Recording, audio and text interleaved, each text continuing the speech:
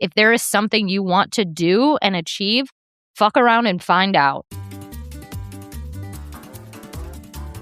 Welcome to Egg's Most Okayest Farm Girls. I'm Annalise. And I'm Courtney. Grab a drink. We're here to help. Oh, welcome, all you okay farm girls. Man, do we have something special for you today. We are going to be kind of masterminding. Courtney and I recently read a book called 7 Steps to Manifesting Your Best Life. And I know, Courtney, you were like, this book changed my life. It really did.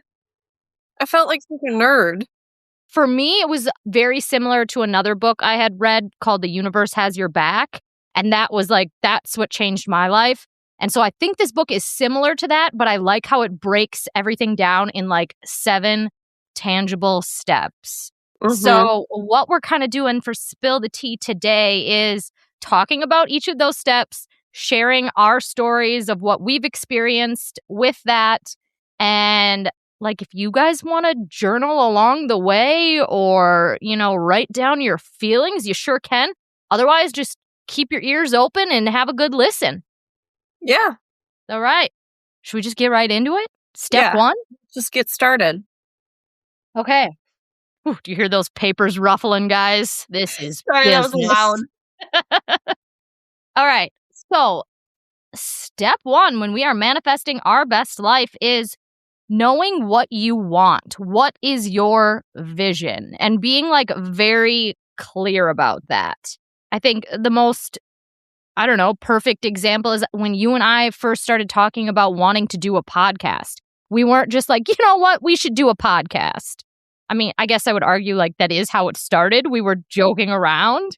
But when we got serious about it, we're like, okay, what's the plan? What do we want this podcast to be about? And we're chit-chatting, we're writing things down, and then just started, creating that vision of what we wanted. We wanted to have a place to yap, inspire other rural women, remind them that they can do whatever and be whoever. And like, that was the vision, right? Yeah. Another example that comes to my mind, and I didn't know this about our pal Jim Carrey. Did you know that he was like broke, homeless, living out of his car? No. Okay, so here's the story. He wrote himself a check for $10 million, broke and living out of his car. And so he visualized and he manifested the shit out of that because once Dumb and Dumber happened, he actually received $10 million. And the weirdest part is like he dated that check that he wrote to himself 5 years in advance. And that's when he received a check for $10 million from Dumb and Dumber. Goosebumps. Yeah. That's so crazy. Isn't that wild? He knew he wanted to be famous or he was going to be somebody. He just knew like one day I'm going to make a lot of money. I'm manifesting this. I'm writing it down. Yeah. The check memo, he put acting services. So like he knew he was going to be a famous actor and he did it. Hey. He just did it. Ugh. I feel like, I've kind of done, the last few years I've been a pretty good manifester. Like one thing I did last year was write down some goals and then I just put them in an envelope. And that reminds me, I haven't opened them yet in this new year. It'll be fun to see if I checked any of those things off. But I guess mostly like I love manifesting what I want my ideal life to be like. Like, what does my perfect day look like? And if you're listening right now, I would encourage you to journal that. And it can be like the most simple thing. Like I want to have slow mornings. I don't want to feel stressed. I want to like be home, farm with my kids, be financially comfortable. Like I don't need to be rich. It's just nice not having to worry about money. Like, oh, how are we going to pay this bill? Like, right? I don't want that for myself. I just want to be comfortable.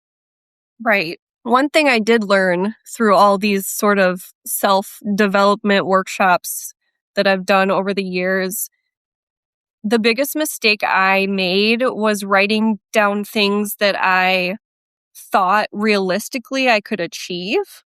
Mm. And I feel like that's where I went wrong. Like, Mm. what if you didn't let fear or doubt stand in your way? Like, what do you actually want? And like, don't hold back and don't feel embarrassed for writing down Yeah. what you see in your mind that you want. That's actually step 2 of this whole process is removing that fear and self-doubt, like that imposter syndrome, which we talk about all so often. Like, I think we're all very guilty of probably just writing down or manifesting something that seems tangible. But is it really our most ultimate goal? Or is it just like what we think we can achieve, like you just said? Right. Or what we think we deserve. Yeah. In the book, they say, write down your dream salary. And then she asks you, okay, did you write down your dream salary or did you write down what seems feasible and Right. attainable? Right. Like, that's a huge thing that I didn't even realize I was doing. And I'm probably very guilty of still doing this all the time. Mm-hmm. Don't hold back. Yeah, it's really hard not to. Like, I think about our business here that we're trying to start with the podcast, trying to make it big and hopefully get sponsorship and make money. And it's so hard to ask for your value or for your worth. Like when you and I work with just different sponsors and stuff. Mm-hmm. Like, I feel like we probably cut ourselves short. Like, not to toot our own horns here, but we've built a pretty cool and large community, and that is worth something. And we've spent years doing it. So why are we taking crumbs when we should get the whole goddamn loaf of bread? Yeah, we're kind of a big deal here. All right.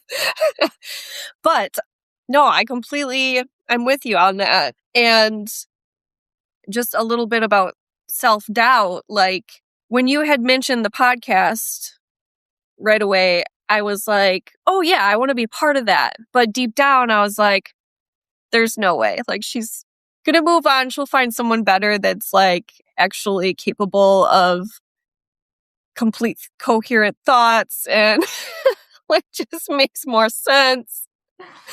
And I'm like, I'm just a horrible speaker. And I had told my brain all of these made up lies.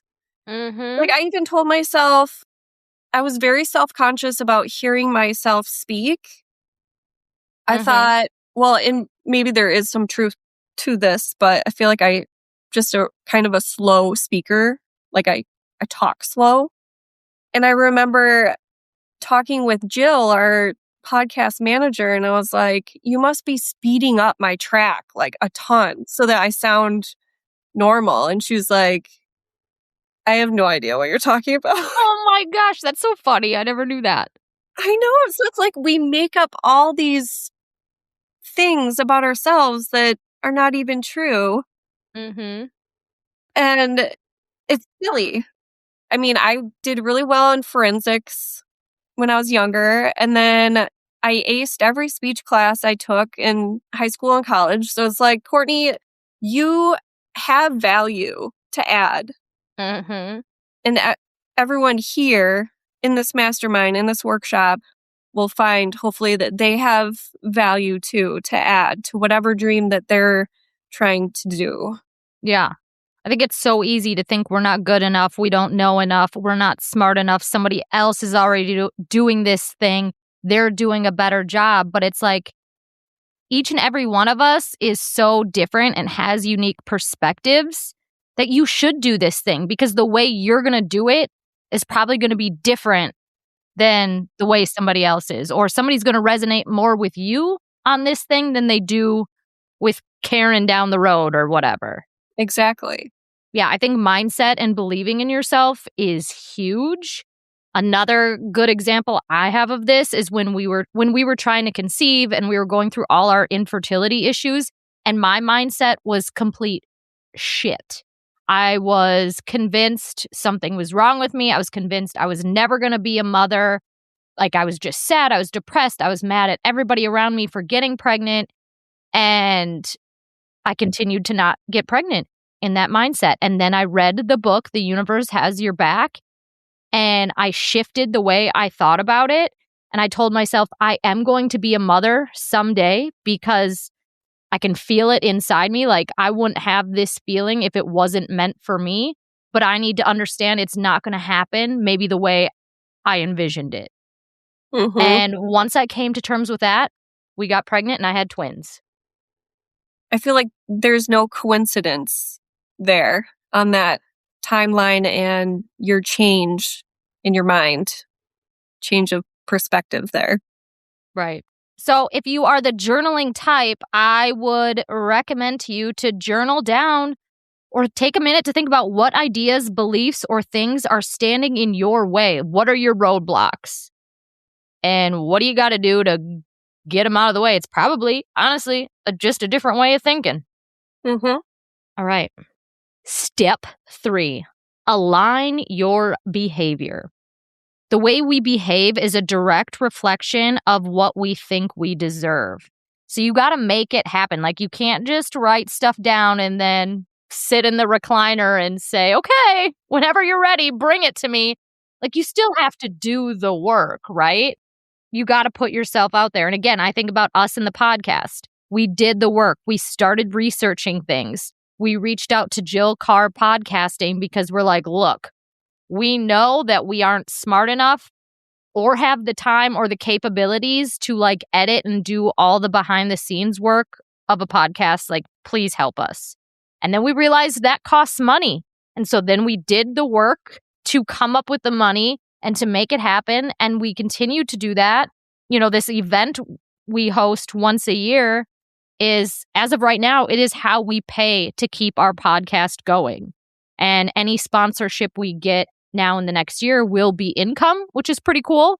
So now, Courtney, we just manifest these sponsors. I'm working on it. But yeah, we jumped right in. We didn't necessarily know what we were doing, but we did the research and we hired people, and no regrets. Yeah, get started. I don't think the timing is ever going to be perfect. You're never going to be perfect. The situation's never going to be perfect. If there is something you want to do and achieve, fuck around and find out. Honestly, Google things, try things, pretend you know what you're doing until you actually do. Right. Be uncomfortable. Mm-hmm. I don't know, Courtney, is there a time you thought you couldn't do something but decided to try it anyway? Like everything my entire life. Like literally everything. I would agree. I don't have a specific example. Well, I do, but I'm saving that for later on in the discussion. Okay. Yeah, I mean, for years I thought I could never speak. And now I've been speaking for 3 years. And I think I just always thought I couldn't do it because I never put in the time to like actually try and do a good job. But once you put in the effort, you do, you got the vision, you remove the fear, you give it a go, it gets easier. You just got to keep chugging along, doing the work to reach that goal. Yeah, a lot of times I feel like your brain just believes what you tell it. So obviously, if you're going to tell your brain, I'm just not a speaker, I'm not a good speaker, without even considering it or giving it a chance, obviously it's not going to happen for you. Mm-hmm. Listeners, here's a little fill in the blank for you. If I had the guts, I would blank. And my first action step to make this a reality is blank. I mean, it's that easy. Like, one step at a time. You identify what you want to do and you take that first step. And you just keep going and going and going. And before you know it, you're the little engine that could, and you're on top of that mountain. Yes. Yes. Step 4, overcome the tests.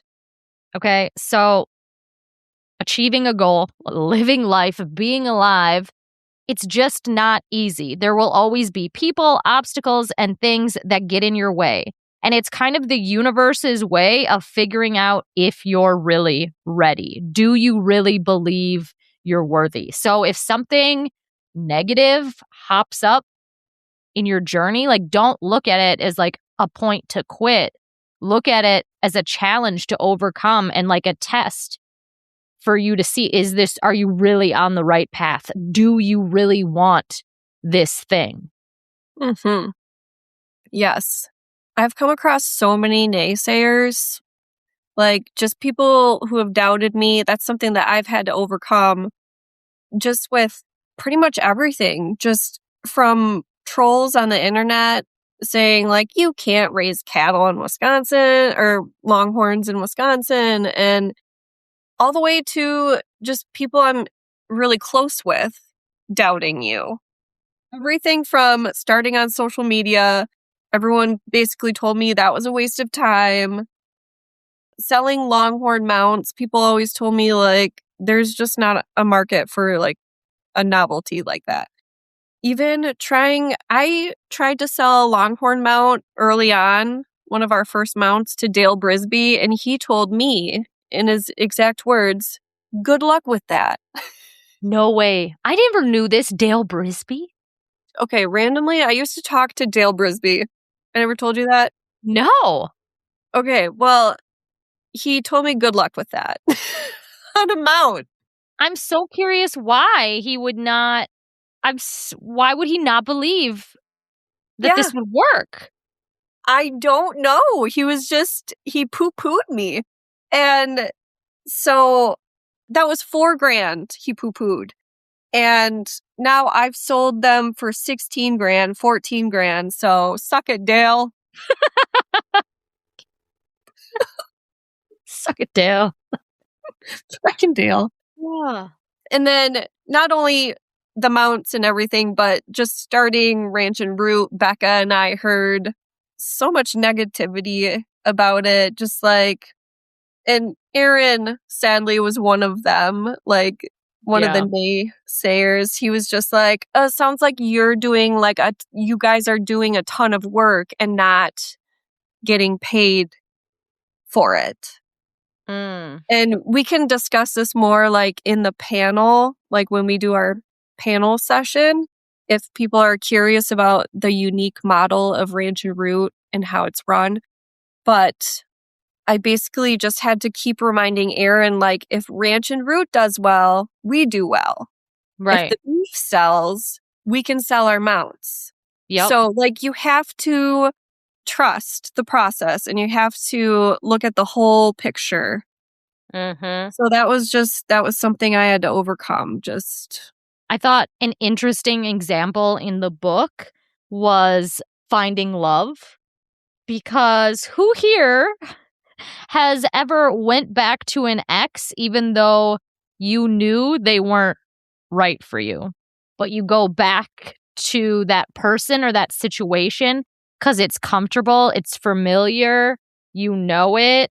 That's kind of a little test. Like this person maybe shoots you a text like, hey, you want to go out? And you should be like, no, because you know that person's not right for you. But you're like, yeah, what the hell? I'm bored. I'm lonely. I need somebody. Let's go get sushi. No, gosh darn it.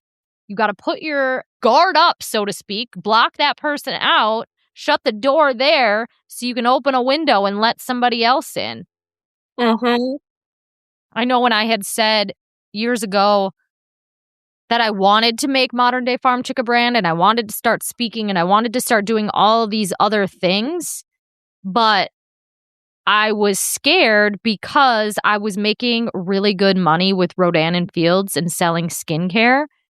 And like that was kind of my safety net or my familiarity, something familiar. So it's like, how can you walk away from something so comfortable that you've always known to the unknown? But you have to. You're never going to get that great thing that you've been manifesting if you keep holding on to things that aren't meant for you or aren't serving you. You got to let that shit go. Right. I mean, I was on a similar journey with healthcare, just it was very comfy for me. I knew I would always have a paycheck, but I knew it just wasn't right for me anymore. So you just got to take that leap for Mm-hmm. yourself. Hell yeah. Step 5, embrace gratitude. We attract what we feel. Have you ever noticed, like, when you're having a shitty morning and then you get in your head about how you're having a shitty morning, and then you start saying things like, oh, I'm having the worst day ever, and then your day continues to be shitty? Like, that is because it's your mindset, right? But if you just, one shitty thing happens and you have a little chuckle about it, and then you continue to see the good things in your day and like embrace that gratitude, well, then you're going to have a good day. Like you flip the script, so to speak. Mm-hmm. One thing that I'm grateful for that I was able to learn from was working healthcare. And I unfortunately missed like all these moments with my girlies, like birthdays, dinners, holidays. And I am almost glad that that happened so that I could be more thankful being on the outside of things, like for those moments. You know what I mean? Like, I don't ever have to miss another birthday or a holiday. And it's that much more valuable to me. I don't know the right word I'm looking for. Yeah. Valuable, meaningful. Yeah. Yes. Mm-hmm. Guys, if you don't know Kemp's milk, get familiar. Kemp's is actually where our milk from our farm goes, and we believe the best dairy comes from the best milk. And the best milk, well, it comes from the cows raised right here in the heart of the Midwest. From our family farms to your family table, every drop of Kemp's milk carries the care, pride, and quality that only comes from being farmer-owned and locally made. Whether it's a splash of half and half in your morning brew or whipped cream on top of that holiday pie, the secret to making it taste just right isn't really a secret at all. Kemp's, it's the cows. Look for Kemp's in your grocery aisle, and remember, farmer-owned, Midwest proud. An example I kind of have of this is when it comes to me and backing up that old cattle trailer, because I really suck at it and I hate to do it. And I'll say things to myself like, oh, it's going to take me forever, or Tom's going to watch and laugh, or I'll have to stop and ask somebody for help. It won't work. It'll be easier and faster if I let somebody else do it.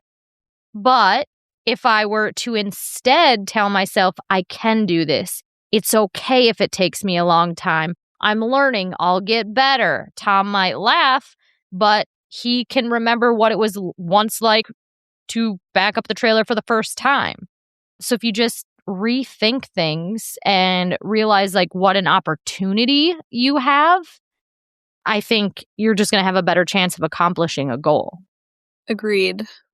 For the listener, if you want to journal right now or take a little minute to think, what is one challenge you are grateful for because it taught you something? Do you have one that comes to mind off the top of your head, Courtney? Oh, I kind of already talked about it, but just working a shitty schedule. Yeah. Just changed my perspective.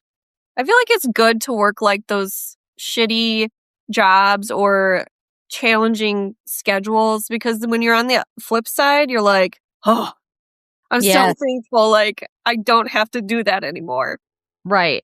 Yeah. I think you definitely have to go through uncomfortable things or things you don't like to really find out what you do value and what you do want. Right. I don't know. Probably why my dad made me do all the worst chores on the farm as a kid. Right. All right. Step 6, turn envy into inspiration. Feel like, oh, this is a good one, because who out there has ever compared themselves to someone else? Like, I know I'm constantly, especially because of social media, but just even people I know in real life, like, I'm like, oh, I wish I could do what she does. I wish I had what she has. She's so perfect. She's so great. Why can't I do that? Well, this just in, you can. You know, you have to quit comparing yourself. Ditch that scarcity mindset because you can do that thing. I think we all think, well, only one person can have a store. Only one person can write a children's book. False. It takes all kinds of kinds. You can do anything. There is plenty for all of us. There is room for all of us. Yes. There's definitely enough abundance in this world for everyone.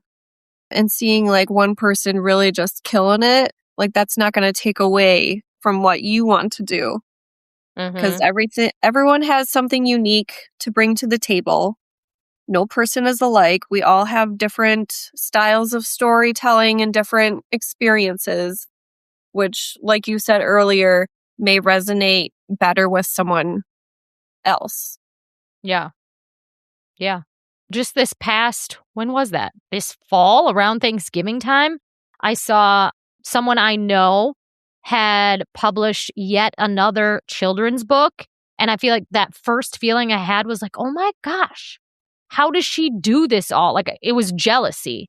And I was like, well, I can do that. Why can't I write a book? Like she's doing it. I don't know what resources or what I have need or anything, but I was like, I can do it. I can figure it out. And so like in a day, I wrote a children's book. And then a week later, I asked my sister to illustrate it. A week later, I found a publisher. And now we're just like trucking right along. And I'm hoping to launch a children's book here this spring.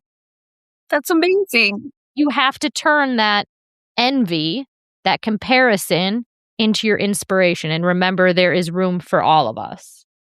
I feel like a fun little activity would be to think of someone that you're envious of. And I dare you to message them right now and compliment them. Have you ever done that, Courtney? No, I don't think so. I have. I do it like when I'm really, really jealous, like I will message someone and be like, you're doing great things. I see you. And then they usually message me back with like, oh my God, thank you. Like I'm scared shitless over here. I didn't know if this was working. Like I appreciate like it. You realize, oh, they're a real person too. They don't know what they're doing. They're trying their best. But on the outside, I think we all make it look pretty easy, right? Right. But behind closed doors, we're all suffering. Right? Like the response is, I'm barely hanging on. Hanging on by a thread here. Thank you. Right? You know what's funny is like sometimes you'll think so highly of someone and tell them and they'll say, you know, I thought the same exact thing about you. Mm-hmm. Isn't that wild? Yes. I feel like you and I have talked about this. I feel like you held me up on a pedestal, but I thought you were some like bougie bitch over there in the Madison area just painting barns and making your home beautiful, and you got these long horns. And I was like, ooh, she has got it together. And then I met you and I was like, no, she doesn't. No. I thought the same exact thing about you. It's like she's really got her shit together. Like she knows exactly what she's doing. And then you're like, I don't know what I'm doing. Just, it's like, my favorite little secret. I don't know what I'm doing. Which I don't know why. Like, I feel like people should know by now that we don't know what we're doing. Right? We talk about it enough. We are not those girls that have it all figured out. That's for sure. Mm-hmm. All right. Step 7. Trust the universe. Trust that there is a plan for you. Know what you want and believe that you can have it, but then like surrender to the journey. Roll with the punches, deal with the obstacles, do what you have to do. And just again, remember it's a journey. You're going to learn things along the way, and it might take you somewhere that you didn't ever expect, but turns out better anyways. I feel like that trust, though, is a tricky thing because I think we are a society that wants immediate results, immediate satisfaction. If we don't get our end result immediately, we are not satisfied. We are not happy. And then we move on and say, well, that didn't work. You got to give it time. Again, back to us like conceiving. It took forever. The obstacles were multiple miscarriages, having to go to fertility treatments, having to deal with like other people getting pregnant while I wasn't. Like, hate to keep talking about that because it's a sad topic, but it is the most realistic one I have to these 7 steps of manifesting. Like, you got to believe it. You got to do the work. You can't compare yourselves, and you just have to trust that it's going to happen when it's meant to, not when you want it to. Right. Not on your schedule. Mm-hmm. Yeah. Going back to the whole instant result thing, I feel like that's why so many people try these crazy diets, or they'll like go to the gym for a week and be like, well, I busted my butt for a whole week and like I gained a pound. And it's like, you have to stay the course. Nothing good happens overnight. No. And if it does, it's probably a joke and it's not going to last. I feel like, Exactly. that's such a great example, like diets or working out. Like, it has to become an everyday habit. Right. Lifestyle change. Yeah, 100%. Mind, body, all the things. So there, guys, we just took you through the 7 steps of manifesting your best life. We'll link the book in the show notes if you want to dive deeper. But yeah, I think with this, we're in the new year, 2026, the year of the horse. Things are going to happen. You laugh every time I say the year of the horse. Saddle up, bitches. That's why, because that replays in my brain every time. I just see us on like little miniature ponies, and they're like bucking up. All right. Should we move on to a farm girl confession? Oh, sure. I've got a hysterical farm girl story for y'all. I went to a college in upstate New York where the dairy cattle club's main priority was the dairy fashion sale each year. So even though I wasn't on the committee, I was always helping out and working at the sale, like working nights, doing all that stuff with the club. A friend of mine was working way late at night, and we were running around. These cows are groomed early in the day, so you gotta catch their crap in a bucket so it doesn't get all over the place and they're not stepping in it and shit. So she went to go run to grab a bucket so that she could catch the poop into a bucket, and mid poop, the cow sneezed, and she was directly behind him, and cow shit splattered all over her face, just all over her, in her mouth, everything. And then we were hysterically dying laughing, but did run to get her paper towels. And that is not the first time that I've seen that happen. So that's how they do it. You catch their poo in a bucket. Yeah, I was going to ask you, when you go to those Longhorn sales, do you guys do that? No. That's a big thing in the dairy world. We're catching poop and we're wiping butts. Oh. Yeah. Ours immediately just shit all over the pen, and then they roll in it. And then we're like, why did we even clean them up? We're like, what the hell? You know what else blows my mind about the dairy showing world is the person on the halter is to wear all white. Who decided that? That just seems like a good idea. Yeah, catching poop, wiping butts, and then you have to show the animal in all white. I mean, I have been sneezed on many a times. Don't get caught behind a cow with a cough. I'll tell you that right now. But yeah, it definitely happened to me once when I was in my whites in my youth, ready to head out to the ring and show it. But luckily, Mom always had extra white pants. She knew. Yeah, that's just silly. All right, let's move on to what you ought to know, because this has been a game changer for me. maybe it sounds dumb. Maybe you guys already knew this and you're like, actually, it can be done even better. But I am one who likes to write my grocery list with pen and paper. I don't like typing it into my phone. I like to do it the old-fashioned way. It just feels more fun.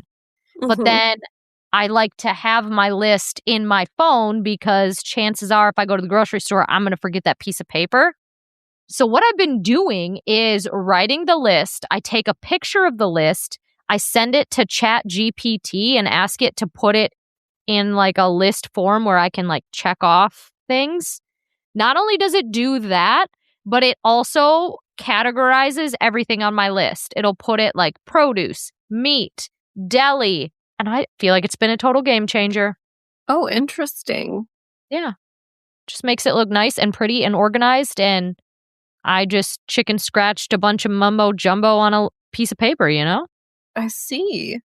I know a lot of people use like the Alexa app so that they can just say like, Alexa, I add cheese to my grocery list. But That's smart. I didn't really like it though, for some reason. I just I use just my notes app and I just have them there. But that's what ChatGPT can make it so it transfers right into your notes app. So I thought that was pretty handy. I know. Now you know. Interesting. Do you have anything you want us to know? I have a what the hell. Ooh, bring it. I asked my mother to go shopping with me, and like the kids were occupied. It must have been like they had school that day. And so she said no. What? What the hell? She like didn't want to hang out with me because the kids weren't there. Rude. I was like, okay. Rude. Hey, yeah. I was a little bit offended. I was like, I guess I'm not cool enough to go shopping with. Apparently.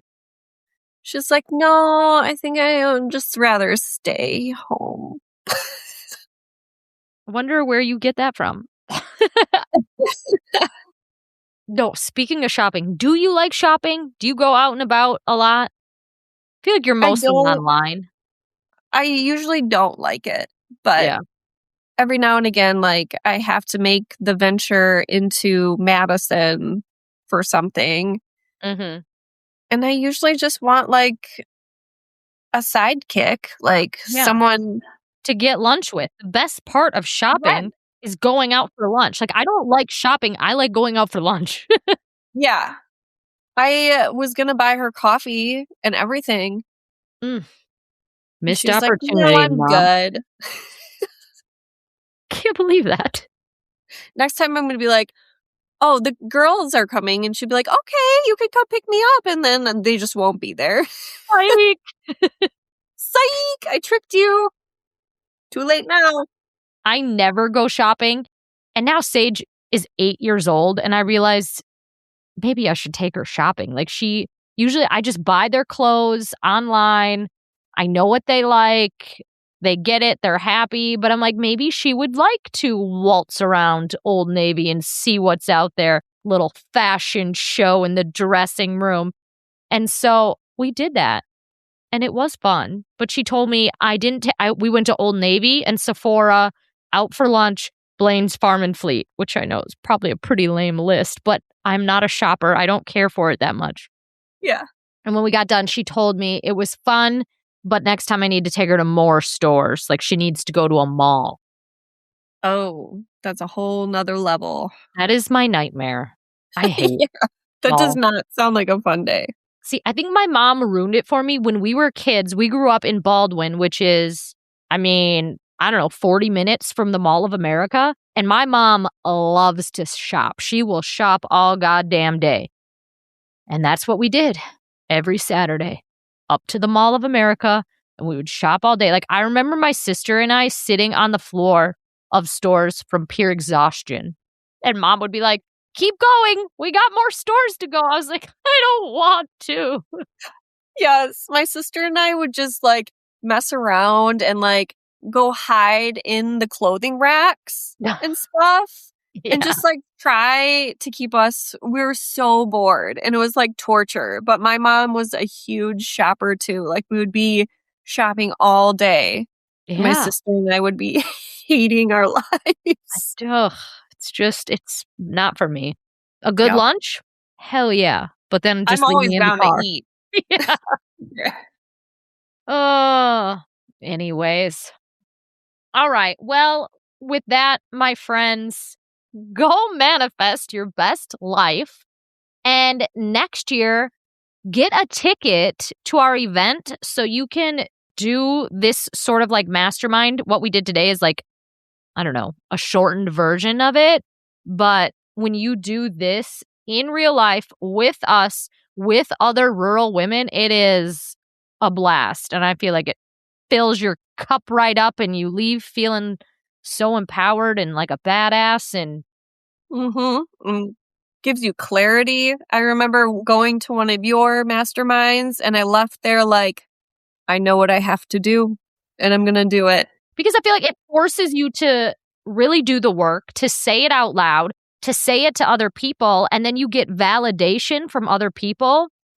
And that gives you the boost you need. Because I think a lot of times in our head, we go to that fear, that doubt, like, oh, I can never do that. But when you have a group of women who are like, they're ready to plan your merch line, it gives you the boost you need. Right. And a lot of times I feel like we share our ideas with people that are close with us and they are not always on the same page and understanding our vision and they just want what's best for us and that's stability. Mm-hmm. So I feel like sometimes they can kind of talk you out of your big ideas and plans where a room full of women with similar interests and ideas won't try and do that. They'll be like, hell yeah, you can do that. Exactly. And they're like, and I'm going to buy that. And when you open that, I'm coming. Or, yep. Right. 100%. Yeah. They're the best. So, all right. Well, my friends, go have a day. Peace out. Bye. Love y'all. Guys, thanks for hanging out with us today. If you had as much fun as we did, would you do us a favor and share this episode with a friend? Speaking of friends, can we all be friends over on the Instagram? You can find me at @modfarmchick. And me at Mrs. Green Pastures Cattle. See you next week, guys.